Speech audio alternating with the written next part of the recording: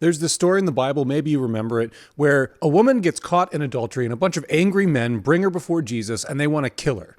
And then Jesus starts writing in the sand. What was he doing? Why did he do that? What was he writing? And why did it work? Because all the people leave after that. Well, I'm glad you asked, because that's what we're talking about this week. Kindred UMC live show features adults discussing adult topics, occasionally with adult language. It may not be suitable for young viewers. Please use discretion before watching. Hello all. Welcome once again to the Kindred UMC pre-recorded live show, coming to you not live but pre-recorded from my front room, aka Kindred Studio A. My name is Chris Hayden. I am the pastor of Kindred UMC. Hi, my name is Andrew Brown, and I've spent way too much time the past couple of days looking at free agent and trades in the NFL. Okay. That's my fun fact. Yeah, speaking of sports. My name's Taylor, and I've spent too much time in the past 3 days stressing about a house that we're supposed to be getting approved for soon. Yeah, I know. Don't worry, I've done that too. Me too, actually. Like all I've of been us. stressing with you as and well. then Hannah at home is stressing too, so Yeah. pray for us. Yes, please pray for rentals to come through. This, by the time you see this, hopefully we will already know the answer. There needs to be some sort of answer. But God exists There needs to be some sort of outside answer by time. tomorrow. God exists outside of time, so and also he's very fickle. So if you he really concerns himself with like, Oh, I'm all right, convinced that what do God's messing people with us. care about the most? Like he really likes approval, so he's like, oh, well, there's a lot of people praying on this one, so I guess I'll do that. Anyway, I've been all day. I've been like, I can't think about it anymore because God's gonna know that I'm thinking about it. He's gonna keep playing with me, like all day. it does bring. One day we'll do a video about prayer and the theology around it and how crazy it is, and people who simplify it are not thinking deeply enough about it. Anyway, I'm not saying don't pray. I'm just saying it's more complicated than you think it is. We are in the season of Lent. Okay. And we are talking about... So what is Lent? Does anyone know? You give up something or take on something for 40 days and 40 nights. That is a common practice during Lent. Excellent. Do you know why? What we're celebrating? Go, Andrew, go. I mean, I can cheat because Ann said it last week. That's true. It's like Advent for Easter or something. It's Advent for Easter. Yeah, it's the season between Ash Wednesday and leading up to Easter. Easter is when we celebrate the resurrection of Christ, and the tradition is to give something up during the season of Lent that's bad for us, and we typically it's appropriate because the Bible is mostly Old Testament. So I like to take this opportunity to talk about the Gospels, which talk about Jesus in particular, the life and times of Jesus. So we're going to be looking at a story that's from the Gospel of John. The Gospel of John. So Jesus was crucified around 30 CE, Common Era, aka AD for those who are old school. So Jesus died around 33 AD, CE. And the Gospel of John was written about 90 or 100, so decades after. It's the final gospel that was written that's been canonized. So many other gospels were written. So it's important to understand that, because when we read this, we don't want to read it like there was this guy John who was following Jesus around writing everything he said. Like he's not a court stenographer. This is a guy who was part of the church that Jesus started and then wrote down a gospel that included memories and moments that he had received like third hand, but mainly his objective was to get what does it mean to be a follower of Jesus down on paper so that it could be read and circulated. So let's not take it too literally, and let's ask ourselves, why does John write the story this way? That kind of thing. The reason I preface it that way is because, one, it's true, and two, because the story we're about to read wasn't in the original Gospel of John. The story we read today, the earliest records we have of this story is like 900 CE. So Gospel of John was written around 100, maybe like earlier than that. This was written 800 years later. That's the earliest records we have of this story. So some gospels, some translations of the Bible don't even include it. Some translations, like the NRSV, which we'll read from today, put it in brackets to be like, hey, it's there, but it wasn't really there. Yeah. It's important to know we have literal manuscripts of the Gospel of John that do not include this story, and they are the earliest versions of it. And then somewhere around 900, they included the story. So, like, for all those biblical literalists out there, which Bible are you reading literally? Like, it's hard to read it literally. Anyway, I digress. So, this is a story about a woman who gets caught in adultery. There's some confusing things in here. Don't worry, I'm going to give you some context that'll help you understand it. So, John chapter 8, verses 1 through 8:1. While Jesus went to the Mount of Olives, early in the morning, he came again to the temple. All the people came to him, and he sat down and began to teach them. So, just typical rabbi stuff. He's at the temple, he's teaching. By the way, just for context, this is during a festival called the Festival of Booths or the Festival of Tabernacles. Okay. Verse 3. The scribes and the Pharisees brought a woman. So this is while he's teaching. So, and I'm trying to slow it down so you can really picture the scene. Jesus is teaching at the temple as a rabbi. And then the scribes and the Pharisees brought a woman who had been caught in adultery and making her stand before all of them. They said to him, "Teacher, this woman was caught in the very act of committing adultery. Now, in the law, Moses commanded us to stone such a woman." It's important to note that in the law, Moses commanded us to stone the man too. Conspicuously absent. Now, what Shocker. do you say? What did you say? Shocker. Yeah, right. Yeah, I know. Oh, we're all surprised by the misogyny. Right. Can't believe it. Anyway, so now what do you say? They ask him. They said this to test him so that they might have some charge to bring against him. Jesus bent down and wrote with his finger on the ground. When they kept on questioning him, he straightened up and said to them, "Let anyone among you who is without sin be the first to throw the stone at her." And once again, he bent down and wrote on the ground. I'm sorry I'm emotional about this. This is a radically important story that is celebrated and often lifted up. But I hope that as we discuss it, we can come to understand how important this is. So he begins to write on the ground again. When they heard it, they went away one by one, beginning with the elders. Makes sense. The oldest and the wisest among us are like, oh, you're right. That's why. Yeah. Beginning with the elders. And Jesus was left alone with the woman standing before him. So it's just him and this woman who's been accused and embarrassed and shamed. Jesus straightened up and he said to her, "Woman, where are they? Has no one condemned you?" She said to him, "No one, sir." And Jesus said, "Neither do I condemn you. Go your way, and from now on do not sin again." Let me start with the end. Again, I said this on my other channel, The Mad Pastor. Christians, for some reason, get really up their butt, obsessed about that last statement, "Go and sin no more." You may have heard it. Go and sin no more. Go and do not sin again.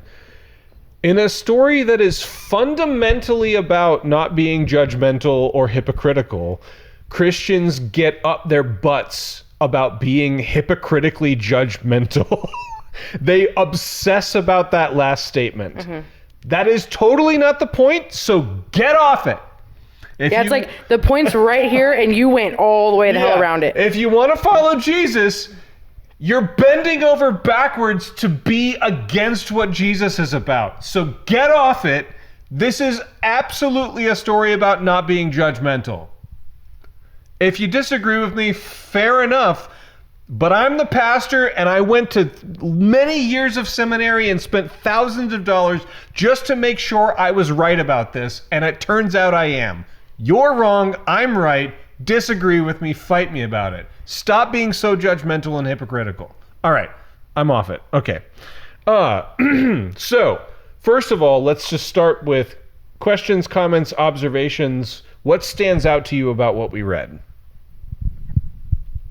And like, do your best to kind of summarize for the folks.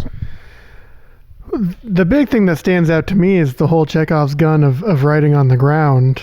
I assume because you only chose an excerpt that gets explained later. But. Yeah, Chekhov's gun. What a reference. That's the gun in the first act thing, right? Yeah. Okay, would you please explain for folks who don't know what Chekhov's gun is? So Chekhov's gun, it's a literary device. It's often used in plays because Chekhov was a playwright. But the idea is that... And he really loved crying. Like every Chekhov play is filled with people crying all the time. So the idea is if in the first act there's a gun on the wall, you can't end the story without that gun being used in some way. You've told me about this. Yeah, I love to reference Chekhov's gun. It's set up and payoff. Yeah, essentially. Yeah. Don't set something up that you're not going to provide payoff for is the short version of it. Yes. Yeah. So this story is a perfect example of like not Chekhov's gun because it does set up something very serious with the writing in the sand, and it never pays off. Like the story never gets to it. Right, it never explains that. Hurts me so much. Yeah. Don't worry, we're going to, and it's important to know the original readers would have understood it. It wasn't just a setup, it was a setup and a payoff all together. Like people would have understood it. And in fact, there's an earlier setup. I'm a story structure nerd. I love stories. I love how stories are structured and what they mean for us as a people. You're going to get a glimpse of that today. Okay, so yes, excellent. We will get to that. Okay, good observation, good question, good place to start. How about you, Tay? Anything stand out to you? Any questions? Any observations? I have heard the story before. Yes. But it's always been the last sentence is always the most important part. I know. What's up with that? I don't know. It's like me too. Yeah, like, I grew up with it, but it's very much like, yeah, but don't sin again, and it's like. Okay, but like you're missing the entire point of the conversation. That's the opposite of the point. Right. And it seemed pretty obvious. It's like, it's when your parent, like when you do something wrong and your parents just like, don't do that again. Like they know you're going to do it again. Right. They're just like, their job is to be like, you're not supposed to do this thing. So they tell you not to do it. Yes. Like they're still going to forgive you if you do it, but like. The whole point of Jesus was so you could not live in sin on purpose, but that you could be saved from your sin. So why would Jesus look at somebody and be like, never sin again? Or else. Like the whole point of his existence, that was the whole point of his existence was to be like, I will save you from your sins. I will take the fall for that.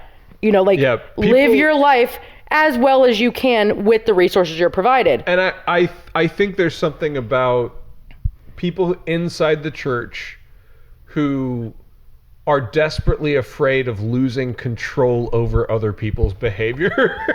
And like that's... I love to talk shit about a church. Bestie, this is my forte. And so they focus predominantly on the part where it says don't sin again. And it's like they can imagine Jesus being like, oh, and by the way, don't sin again. Right. Like that's you not got the point. One chance. Yeah. Like this is your one strike, you're done. I let you off the hook this once. Well, that's also how they feel about a lot of issues like trans people and gay people. So it makes sense that that's the only thing. And by the way, don't. Yeah, it's right. That's how they feel about it. So it makes sense that that's how they act. It's crazy. It's like that's exactly the opposite of the point of this story. Yeah. All right. Let's talk about the writing in the sand thing. Yeah, because I don't get that at all. Yeah, in order to understand the writing in the sand thing, you have to understand like where they're at. So they're at the Festival of Booths, which is mentioned. Booths? Booths. They're saying booze. And Sorry. also the Festival of Boobs. Booze. I'm gay. I'm not talking about boobs all the time. Jeez. I said booze. Oh, you said boo. Funnily enough, this festival is for booths, booze, and boobs. Yeah. All at the same time. All at the You know same what's time. funny? It is. Nice. Wow. It really, really is. So here's did the it. thing: the Festival of Booths, also the Festival of Tabernacles. It's the I thought you were going to last. say also the... It's the last festival in the year, and it's the festival before winter. So it is the festival before. They're getting their tits out for Jesus. It kind of is. And here's why. It's the festival before, so it's before winter. So there's an element of we may not survive winter. We may not see each other again. So live life. So that's part of it. Yeah, and everyone, everyone from around the area comes to Jerusalem, and they set up tents that they're camping because there's not enough hotels in the area, and people don't have money to pay for hotels anyway. So there's a bunch of tents everywhere, and that's where the booths come from. And it's the Festival of Tabernacles is another name for it. So what they're hoping for is rain to come during the winter to feed the crops so that food will grow, so that they'll have enough food to survive. It's like the series of Bug's Life. That's like how Bug's Life works. Have you seen A Bug's Life? I've seen it, but it's been a minute. That's what they do. Okay. Sorry. That was my connection to that. Sure. I'm going to take your word for it. Yeah. That's a little. Jesus is the big bug. So that runs the show. Jesus is the big bug. I feel like we've when we start gone filming well at off 8 the o'clock. rails. Yeah. This All right. one. So the Festival of Booths, everyone gets together. They celebrate for a week. They basically are camping around Jerusalem because it's a festival about hoping for water. There's a lot of water metaphors that are and there's a lot of it's a religious festival, so there's a lot of preaching and a lot of worship and all that kind of stuff. And also there's a lot of partying.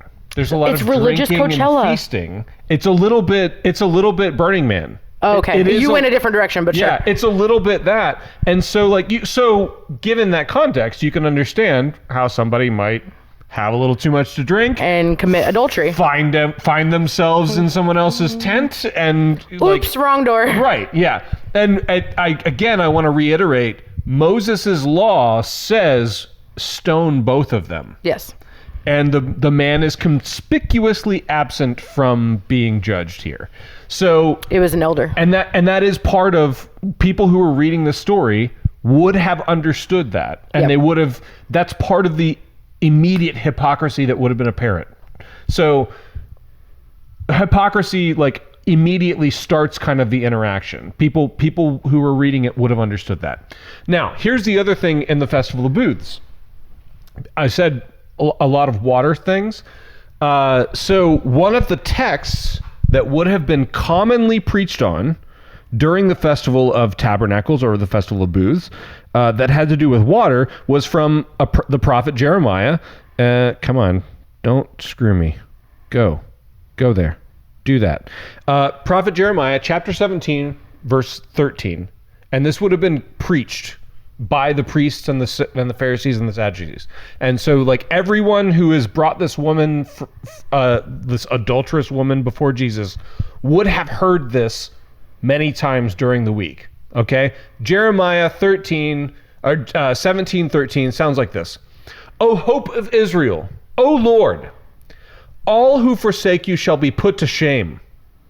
Those who turn away from you shall be recorded in the underworld, for they have forsaken the fountain of living water, the Lord. So you can hear the water, the living Right. water. That's why it would have been a popular text. Now, this word underworld in Hebrew, the actual literal translation is earth. So a more literal translation of this text that would have been preached is, those who forsake you will be written in the dirt, will be written in the earth, will be written in the sand. How does Jesus defeat the hypocrisy of these judgmental jerks? Writing them in the sand. That's why he's writing in the sand. So he said, I got you. So they bring the woman caught in adultery, not the man, and they say, trying to trap him, that's what the text says, they're trying to trap him, and they say to him, Moses says, stone this woman, what do you say? And he doesn't say anything. He bends down and he records their names in the underworld. He starts writing their names in the dirt. And then it says they keep questioning him. And then he stands up and he says, how about this? Anyone who's perfect can throw the first stone. I'm kind of shocked nobody threw it. And then he bends down and he starts Well, you got to remember, it's a bunch of devout Jews who are there for the festival because they're counting on God to bring rain. Because if God doesn't bring rain, they're going to die. Yeah. And they've all just heard this text preached. Yeah. So he's saying to them, you want rain? You want to survive? Anyone who's perfect, you're allowed to condemn. Test that. Wish we listened to that now. Right. Well, it's sort of one of those things where it's like, these people really believe truly. There are a lot of people nowadays that maybe aren't as fervent in their belief, even even if the they people pretend that they are. Yeah. Sure. So when confronted with the fact of like, hey, if you're perfect, go ahead and do this. But if you're not and you do it anyways, you're probably going to hell. People nowadays would be like, nah, I got this, and start throwing stones. But those people, it's like, going to hell, that's a real risk for them. That's something that they are earnestly trying to avoid. So when confronted with that fact, I can see them being like, oh yeah. Yeah.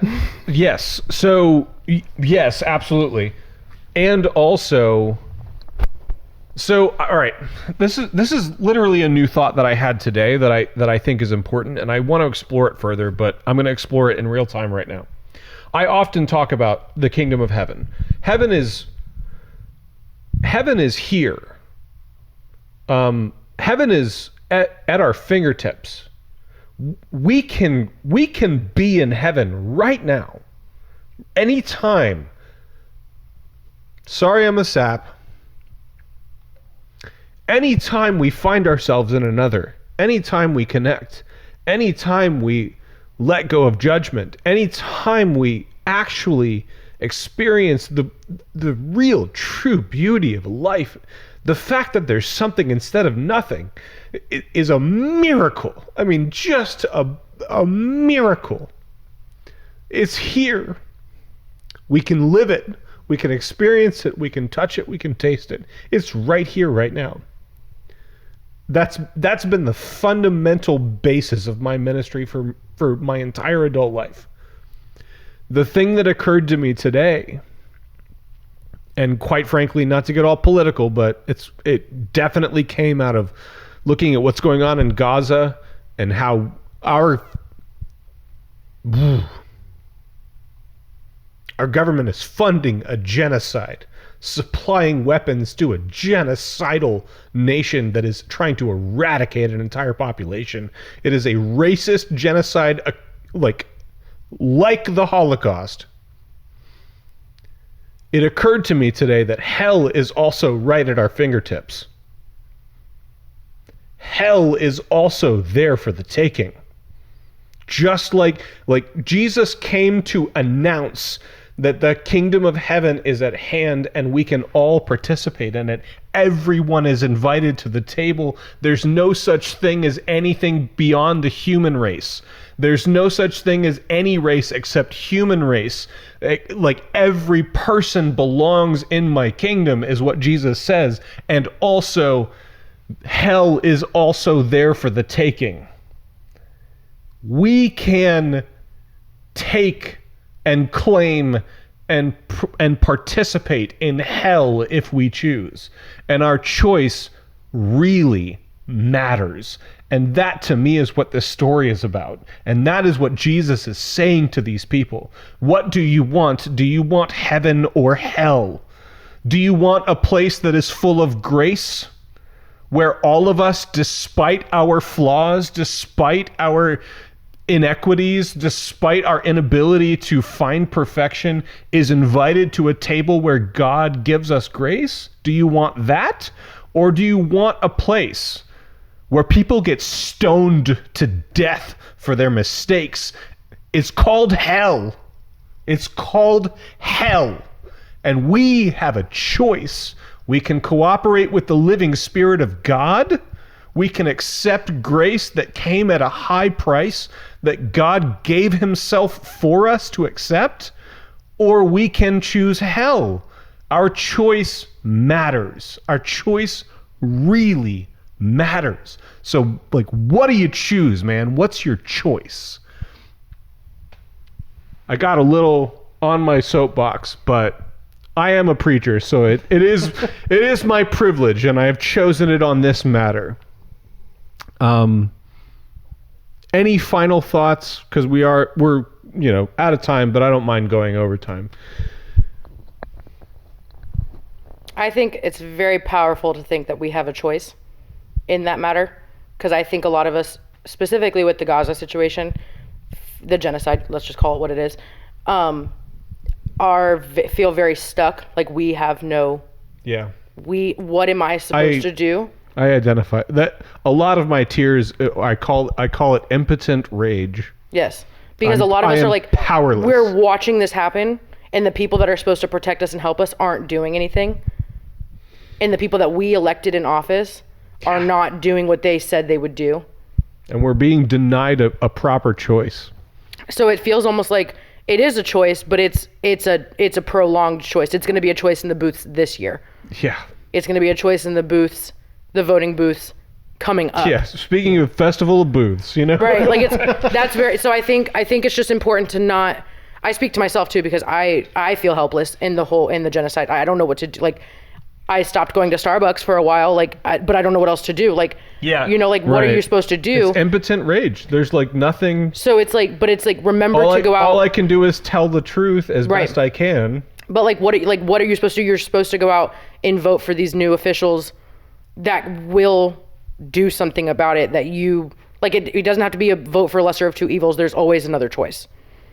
So it's like vote in the way that's helpful. Sometimes the choice isn't right now. Yeah. Because I think right now there aren't a lot of options to vote for that are gonna give you exactly what you want. Right. And a lot of that's, again, not to get too deep into the politics, the voting system, whatever.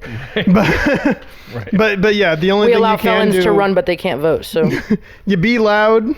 You speak your mind. Because that's the kind of stuff that gets the right candidates the motivation to go. And the I popularity. Should step into the ring. Yeah. Because right now they're like, what's the point? If I step into the ring, I'm going to lose to these people that aren't going to do what I want. But if you're loud enough, people realize like there are people that want the things I'm trying to give. Yeah. So then they can put themselves out there, and then we have the opportunity to actually make our voices heard in a way that matters. And I do want to say, because as I have often said, I understand if you don't know about this, I understand. Like people only have the capacity to care about so many things. And I think one of the downfalls of current like societal stuff in the West is we are all kind of socially required to care about everything all the time, but we don't have enough information to actually care about it. This happens to be one of the things that I really care about. I actually inform myself about it. You could easily find a topic that I would be like, I don't know. I'm just going with what I'm trusting people that I trust, and I'm going with whatever they say. But I can't be I don't argue for it. I don't know what I'm talking about. I wouldn't be one. So like if you're in that on this particular issue, when I talk about Gaza and Israel and what's happening in the West, not just the Gaza but the West Bank and like all that stuff, I understand. What I am saying though, in a bigger, broader way, is we do have a choice between heaven and hell. they're not abstract, weird, after you die. I mean, like, if you believe in that, by all means, that's a widely held Christian doctrinal belief. By all means, take thou authority, believe that. But it's more than that. I'm talking about right here and right now, and that's what Jesus talked about. Jesus talked about right here and right now. We have a choice. We can participate with God's grace, or we can choose hell. And if you think there's a difference between, or if you think there's no difference or some kind of middle ground, and I'm a middle ground guy, man, like, I'm a gray area guy, but I'm telling you, there is an either or on this issue. You either choose God's grace and you can cooperate with it and you can extend it to people and you can be empathetic and understanding and try to find peace, or you can live in hell. That is it. You can choose hate. Right? Yeah, like, you can choose hate, you can choose division, and you can nurture, like, and it's the age-old quote, 2 dogs that fight within me, you know, like, and which one wins? The one I feed. And like, that's what Jesus is saying. Heaven is there for the taking. Heaven is there for the taking. But also, don't ever forget, so is hell. Yeah, you can't have, I believe you can't have heaven without hell. Yeah, like, hell is there for the taking. As in, one can't exist without the other. Not that you have to live in both, but, like, you know. So please, for the love of God, choose grace, choose empathy, choose peace. Like, devote yourself to these things, because heaven is there for the taking. And we can have it. Like, that is the good news. Like, it's extended not because we earned it, but because God is giving it all the time. It's there for the taking. So, we've gone on way too long. Please vote, by the way. I'm just going to throw that out there. All right. Educate yourself and then vote. Yeah. Like, learn things and vote based on things you learned. All right. May the Lord bless you and keep you. May the Lord make his face to shine upon you and be gracious unto you. May the Lord lift up his countenance upon you and give you peace. Amen. Amen. Amen.